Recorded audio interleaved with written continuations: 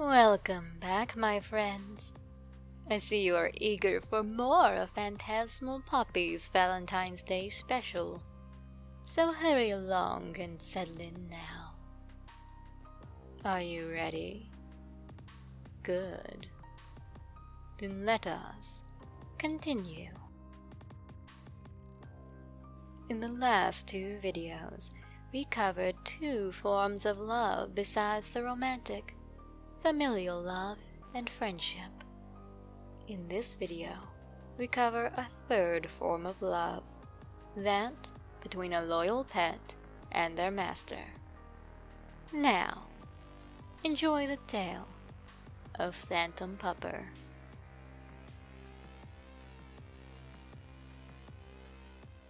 When I was born, I entered this world to see I already had something that most children wait until they can talk to beg their parents for: a dog.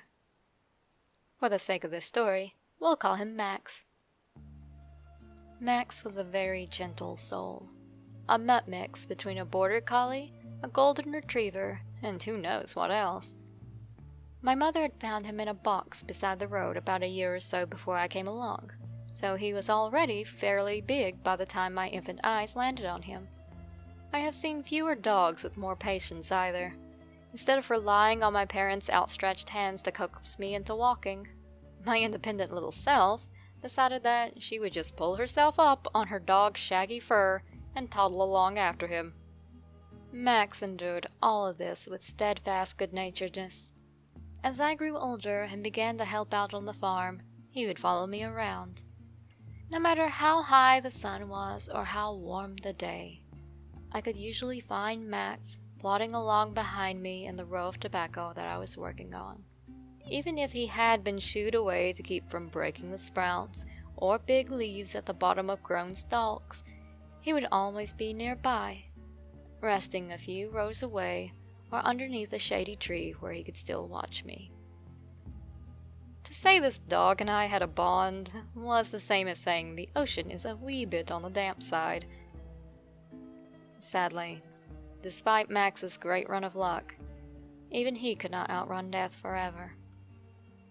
One night, when he was about 15 or 16 years old, Max crawled under the mobile home I lived in, made his way under my room, and lay down to sleep for the final time.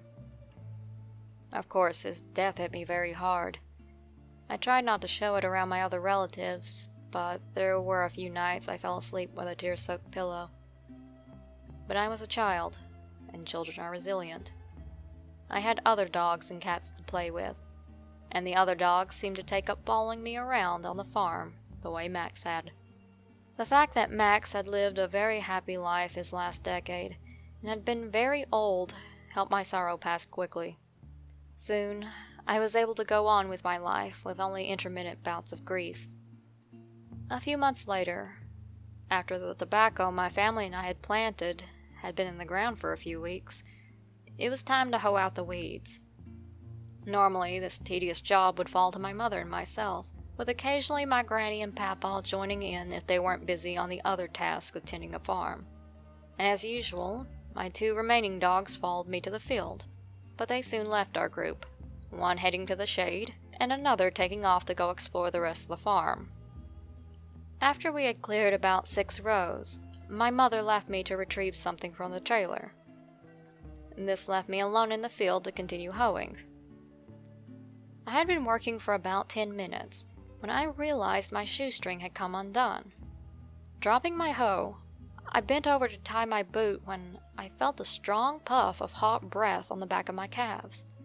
It wasn't like wind. No, this was a concentrated huff of air right on my bare flesh.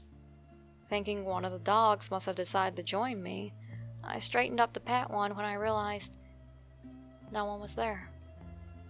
Perplexed, I looked around, finally spotting both dogs lying beneath a tree many yards away from me. If they are over there, I thought, then what just breathed on me?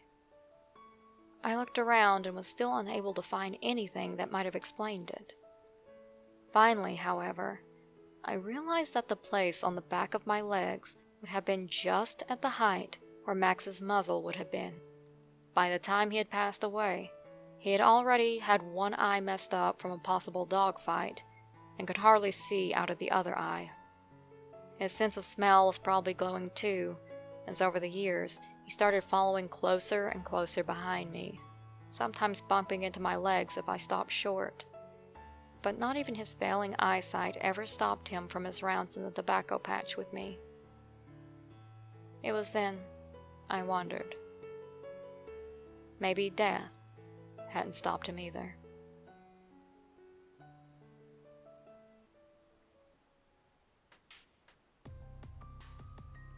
And now we have come to the end of the third entry in our Valentine's Day special. I won't lie. Remembering this story and writing it down made me tear up a bit. I hope you found it more heartwarming than sad, and if it did make you sad, then I hope you have a loved one, be they a spouse, lover, friend, or furry pal, to comfort you. But wait, we still have one more video left to go in this series. Do join me next time as I conclude this year's Valentine's Day special with a video of healing and moving on from a love lost. Before you head out, please hit the like and subscribe buttons, and don't forget to hit the notification bell too, so you can catch your latest spooky fix the moment it comes out. Now, let us move along.